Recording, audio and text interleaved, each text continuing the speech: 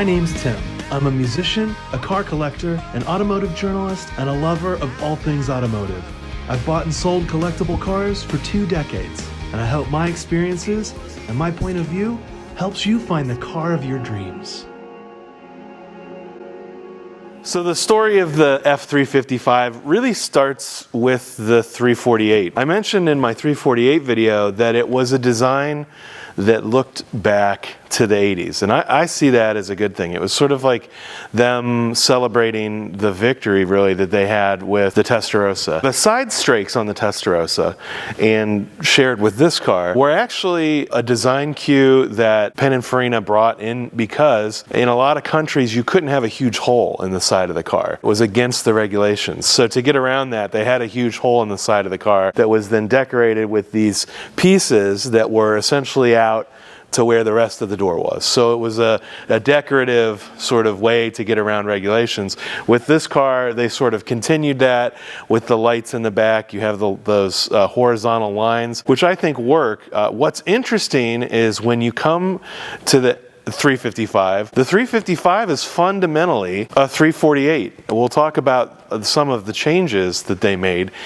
But in preparing for this video, we parked this car here in the showroom next to the 348, and it's crazy when you stand back a few feet, even here, when you stand anywhere at the back of this car, it looks almost impossibly wide. We've talked about with a couple of people that have been in here, there's this little grill to sort of let heat out that gives you this nice little negative space and sort of lifts this newly upswept line, which is different from the 348. It's much more aggressive, but it just looks so much fatter at the back than the 348, which is, I think, the very first thing that sort of takes this car into another dimension and really makes it almost not related in a lot of ways. I mean, when this car was launched, particularly from a buyer perspective, you didn't hear people saying, you know, when there's an evolution of a car, a lot of times this was not viewed as an evolution, especially by the marketplace. Now, fundamentally, when you look at the V8s, they both use a flat plane crank V8, 3.4 liter, 3.5 liter, but this one is a 3.5 liter F355, 3.5, 5 valves. So now you have a 5 valve cylinder head, which at the time was like kind of leading edge. Now a lot of cars, Audi famously in every 1.8 in all their engines. But at this time it was really just sort of like almost race technology. In fact, when Audi wanted to beat their world speed record, they did they have a 20 valve 5-cylinder that they actually made a 25 valve 5-cylinder. So this, a lot of it was better breathing, the cylinder heads and the valve arrangement. Now, some of the issues when this car launched, there were issues with those valves. Moving forward, it's definitely one of the things that was an issue with these. They also had an issue where they could crack exhaust manifolds. So while the bad press, maybe you would say, on the 348 was from the fact that it didn't handle fantastically, it was nervous on the limit, it was overly rough. This one was sort of like, you could have to do a valve job on a car as early as 20, 30,000 miles, and you could crack an exhaust manifold, which could then in turn make the whole head bad. So there was definitely, you know, some teething issues with that 5 valve. They actually went on in the 360 is a 5 valve. Most people, I don't know that I would say aren't aware of that, but the 360 also is a 5 valve cylinder head. So that was one of the things. The other thing is when this car came out, this was famously the car in Fast and Furious. The guy is sitting at the light and more than you can afford, pal, Ferrari, and then they race. And this versus a heavily modified Supra is almost amusing in that context. But really what you get in that movie is the sound of this flat plane crank V8. From the factory, these cars sounded amazing. With an exhaust, they sound even better. And it's definitely one of the, when you look at lists of like the best sounding cars ever made, typically the 355 is up there with like the Murcielago and LFA and cars like that. Again, you have a car that is essentially the body of the car. In fact, if you come up front here, the body bonnet on this car is nearly identical. All the lines on the fenders are nearly identical. This piece is an addition on the 355, like a little aero addition. Pininfarina did a really good job of redesigning a car that really almost looks like a fresh, completely new car. The front bumper design is one of the things that is a little bit of the mid-90s, early 2000s. As far as like demerits on the car, that's really the only thing. I think the front bumper's a little overstyled and balloon animal-y. Other than that, these wheels, that side, and again, you've now lost those side strakes. So you have this beautiful intake that goes directly back, swoops in there. It is one of those cars where I think it probably is one of the most beautiful Ferraris of all time, but it is related to the 348. Now, the time when this came out, back to the Fast and the Furious thing, this car has 375 horsepower, which by today's standards is insignificant. At that time was pretty significant. When you talk about its peers from that time, almost all of them, like the FDRX7, the Supra, in that sort of Fast and Furious, all of those cars were turbo, and all of those cars were sort of modified within an inch of their life to run a huge turbo that would then give it, 1,000 horsepower. So that was sort of in the beginning of that ballooning of power.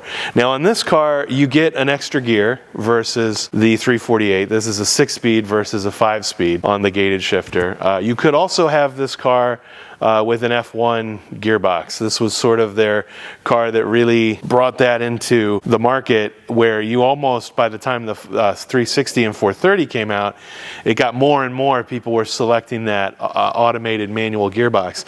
I personally think that automated gearbox has a place. It's great in this Maserati. The Maserati shares a lot with the 360 and F430. Personally, cars like this and the Vanquish and pretty much anything you can think of with a single clutch manual gearbox that was automated, there's a lot of criticism on how it drives in traffic. That's really down to, software programming, and if you're driving the car in an automatic mode. These cars, if you drive it, flat out, I still like those gearboxes. I think obviously on the 355, it's probably the one that it's the earliest version of that gearbox, and so there's a little more in terms of failure. You see some issues more than you do with like the 360 or the 430, but I still think it's a valid transmission for the car. They shift hard. They shift just like the manual in terms of how precise and crisp the shift is, particularly under full throttle. So I think ultimately the best way to sort of what's the difference between the two cars, or what's great about the 355, really is it drives totally different from the 348. And when I say totally different, there's just not a thing that's shared amongst them. They don't transition in corners the same. They don't go over bumps the same. They, interestingly, so going back to the width, this car is 75 inches wide, which is a wide car, especially for how tiny the car is. The 348 is 74.6, so that's 0.4 inches of difference. There's barely any difference between them. This one looks a lot wider visibly. The other thing is, this car, the 348 feels, at least to me, it feels a lot lighter. The way it reacts, everything about the car feels like a lighter car. There's about 79 pounds between them. This is the lighter car. So this one comes in just under 3,000 pounds. That one comes in just over 3,000 pounds. So again, moving into the modern era, that's actually a really light car. But at the time, they wanted to take more weight out of the car. We'll talk about when we're driving the car why I think it is that this doesn't feel the same. But interestingly, even like the cabin, you can go through and you can find it's the same cabin architecture. This feels so much bigger inside. Both of these things are very, very telling on what design can actually do for a space. It can make it look wider. It can make it feel more voluminous. And that's something that they literally are night and day, and it's all through design. So a pretty interesting thing about those two cars. Let's go for a ride, and we'll talk more about it. We'll see which one's right for you. I don't know that I think the answer is get both. How is that not the answer?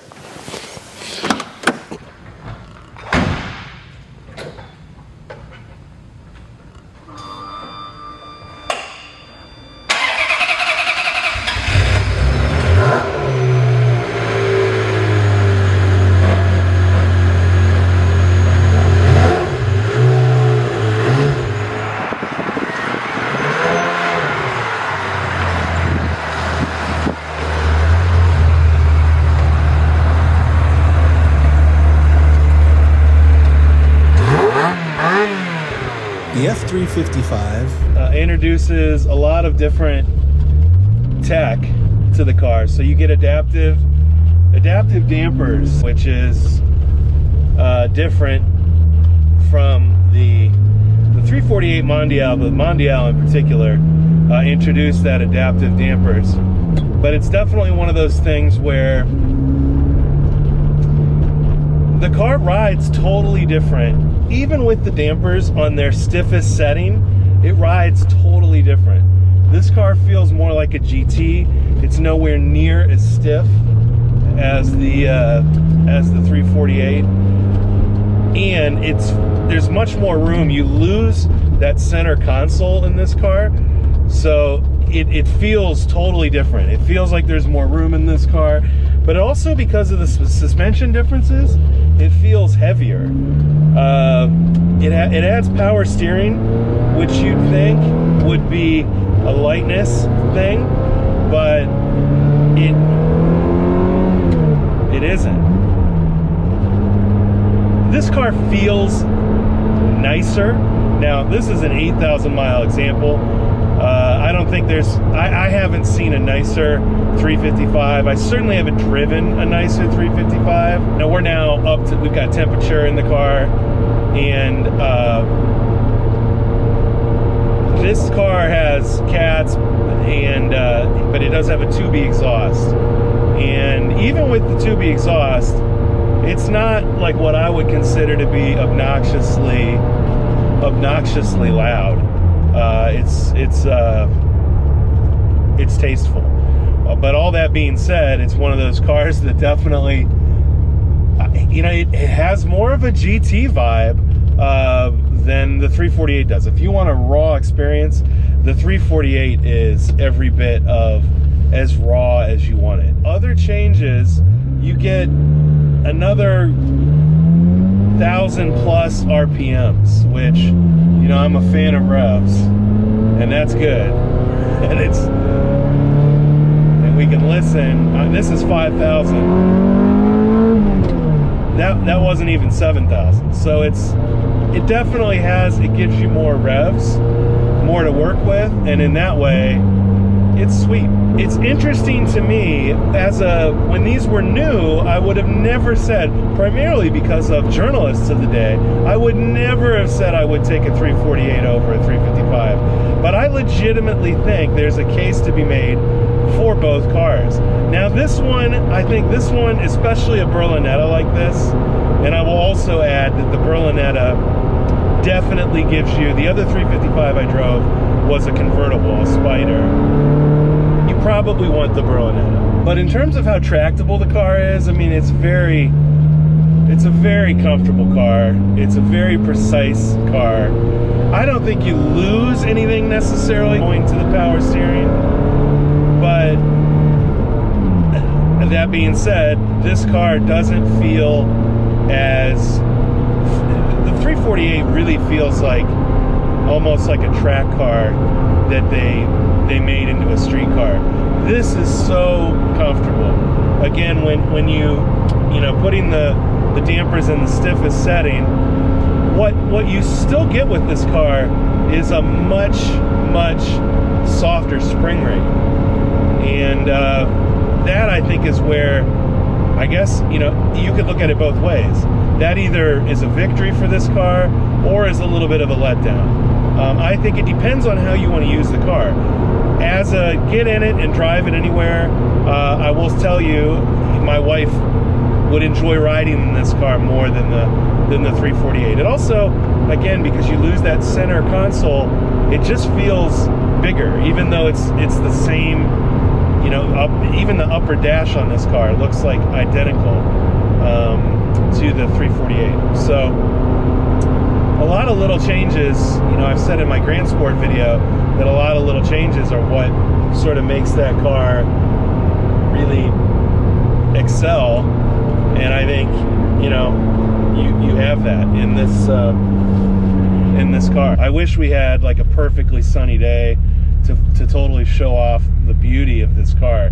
Again, Pininfarina is just so adept, and this car for me gives you everything you want.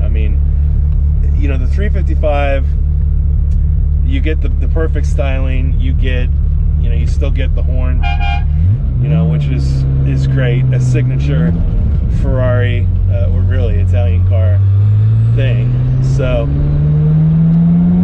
but also, and again, if you have one of these cars and you don't have the 2B exhaust, immediately get the 2B exhaust. Having an exhaust on these cars just does such miracles for the experience. When I think about my 348 and what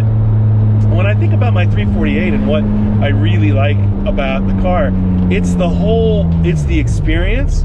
And without the voice, without that operatic Ferrari sound, I don't know. I mean, I get noise regulations, but I think this sound is absolutely what you want.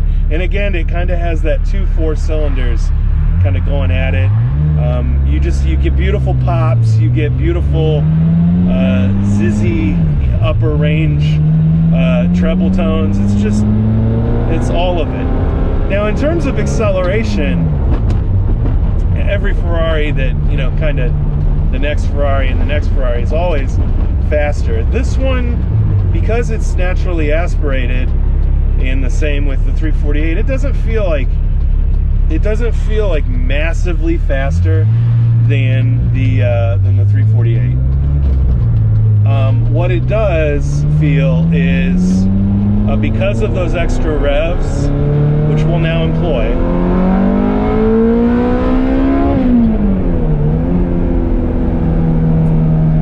you're in that acceleration longer, and there is a beauty to that is, you wish the 348, every time I'll drive my 348 now, then I will wish it had that extra 1,000 revs, because that's really what it needs. And honestly, this car still has amazing torque. And with that 6th gear, you do have a nice spread on gears. It's easy to always have the right gear. So from that perspective, that's a beautiful thing. The way this car goes down the road, and I will tell you from the way people react to the car, this is the people's Ferrari. Everyone loves the way this car looks. It does not divide opinion where the 348 does divide opinion. There is no question. When people see this car, they love this car. It's absolutely one of just the peak pinnacle designs. And I will say that little upsweep on the back of the deck lid, gosh, it's such a little styling cue. It's such a small styling cue, but it makes such a difference on the way the car looks. So that's a big deal. Now, they also built a lot of these cars. It was the best-selling Ferrari of all time at the time. Now, Ferraris have gone on, and I personally think the more cars they build, it takes away a little bit of the majesty, but they built over 11,000 of these cars, so there are a fair amount of them. Now, manuals command a much bigger price, and honestly, while I think you could really enjoy both, and I think the F1 gearbox is an enjoyable element on the car, you have to have the gated shifter. Even just downshifting to 5th and then to 4th. Oh, just that noise is so good. And even we could go down another gear, but you don't need to, because you've got this torque. And listen to the build.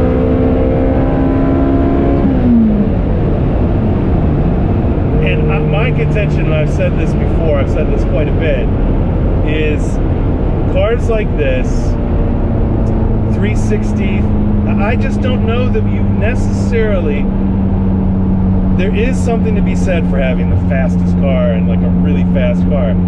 This car is perfect. This genre of car, the 360, the 355, the 348, when you get into 308, it does kind of feel slow. When you get into 328, you kind of wish that it just had that little bit more.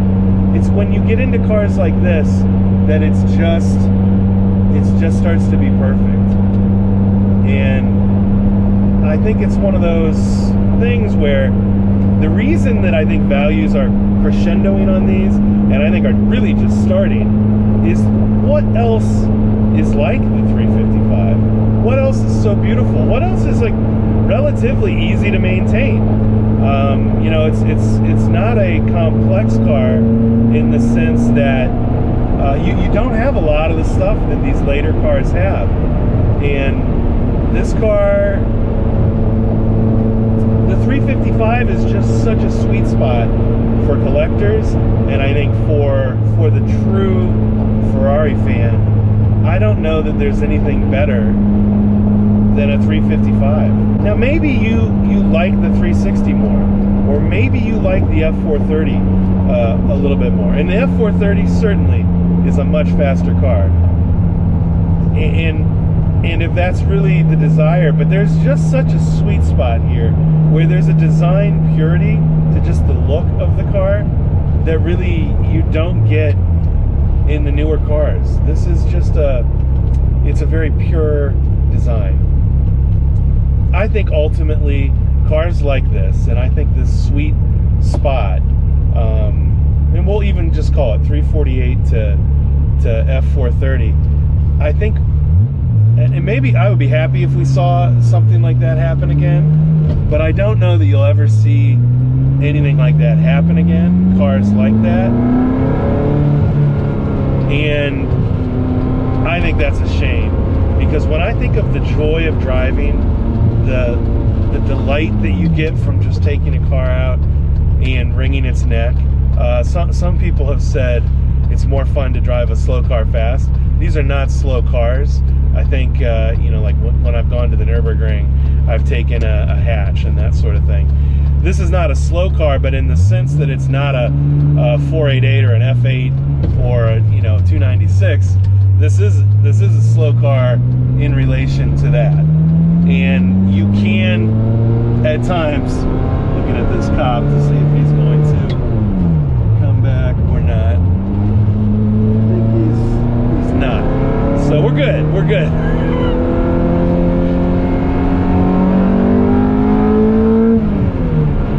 You know, the ability to use that, and now, you know, I'm going 75, so I'm not like massively over the speed limit. There's a joy to that. You know, if you do second, third gear in a lot of these newer cars, McLarens, F8 Tributo, dude, you're going so fast, you're definitely going to jail. And this car, you know, you can still drive it aggressively and be at speeds that aren't completely ridiculous. And again, there's so much, it gives you so much bandwidth with all these revs that you can, you know, I'm in fourth.